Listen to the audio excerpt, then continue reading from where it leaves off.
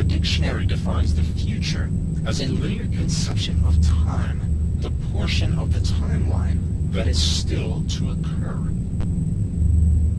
That's pretty deep. One thing we can definitely agree on is that the future is relatively unknown. It's all best guess scenario. So, how do we prepare for the unknown? How do we prepare for the future? Some think we should look to technology as a way to gauge the future. Others think we should evaluate the past to better understand the future.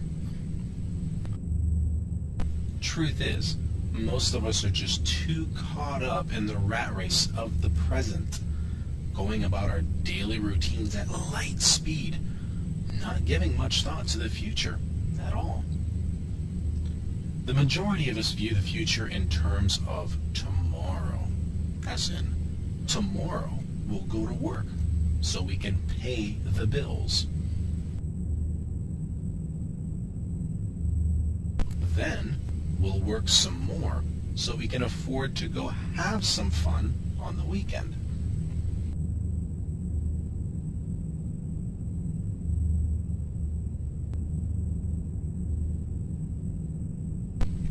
Finally, we work some more, even to the point of exhaustion, so we can afford to relax and take a break.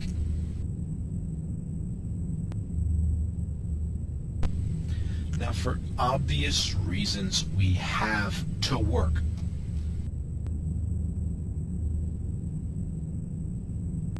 But in order to live a well-balanced life, we need to actually find balance. Or better yet, create it. That's what we really want to talk about today. Balance. The dictionary states that balance has 8 different definitions.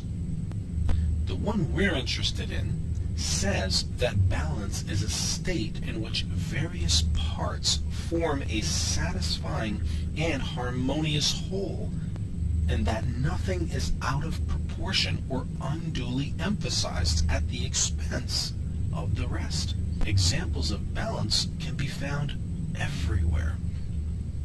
In nature,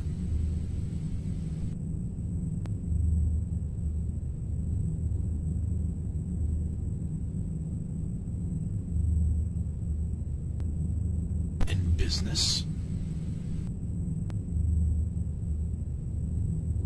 in competition,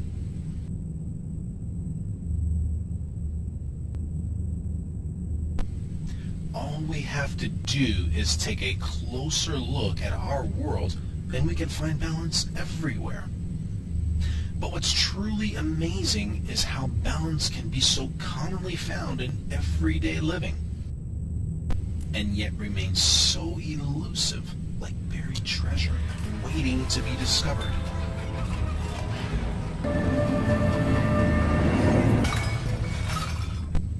The key to balance is divided into 4 unique groups.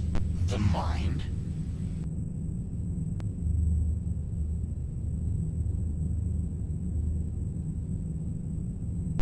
the body,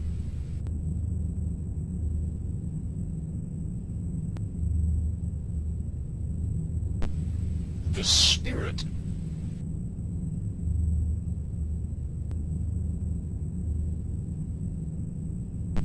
the family,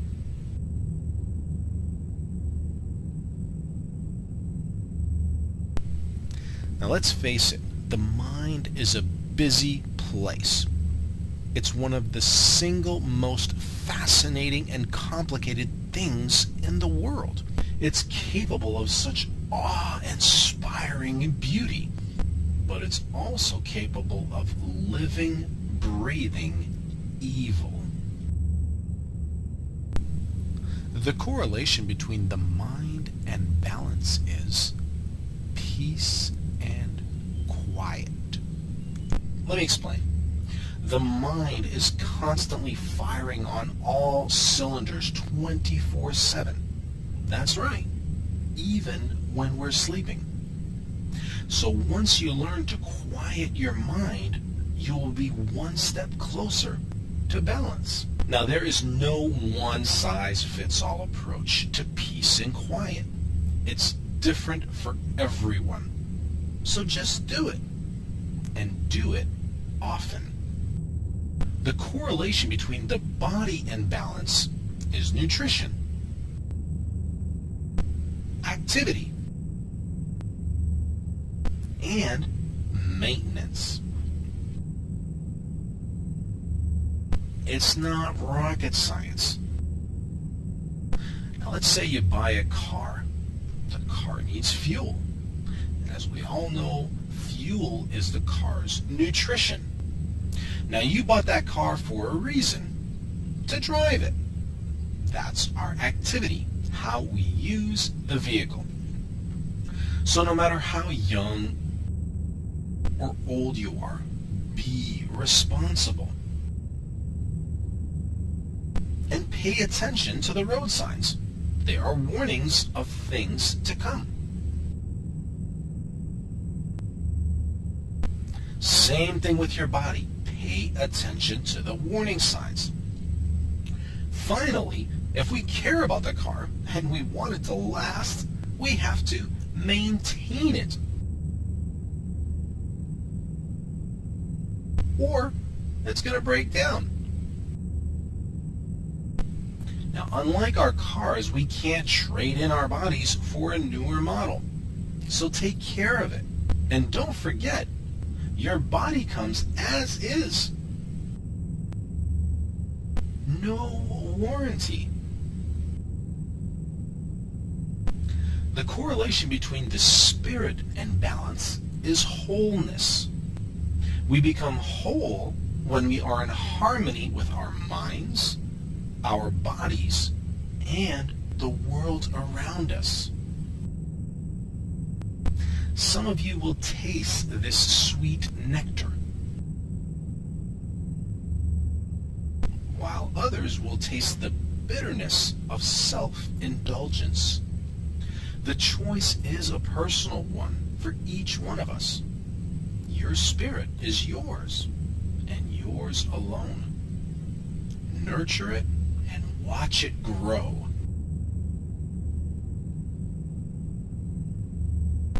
Neglect it and watch it wilt.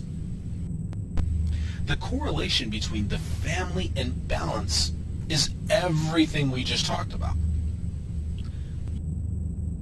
Your family loves you and will always need you. They need you to be there for them, to be a father.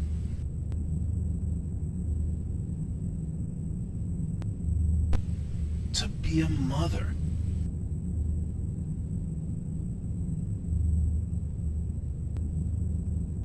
To be a son.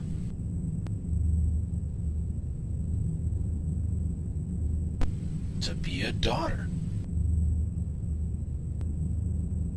To be a husband. To be a wife.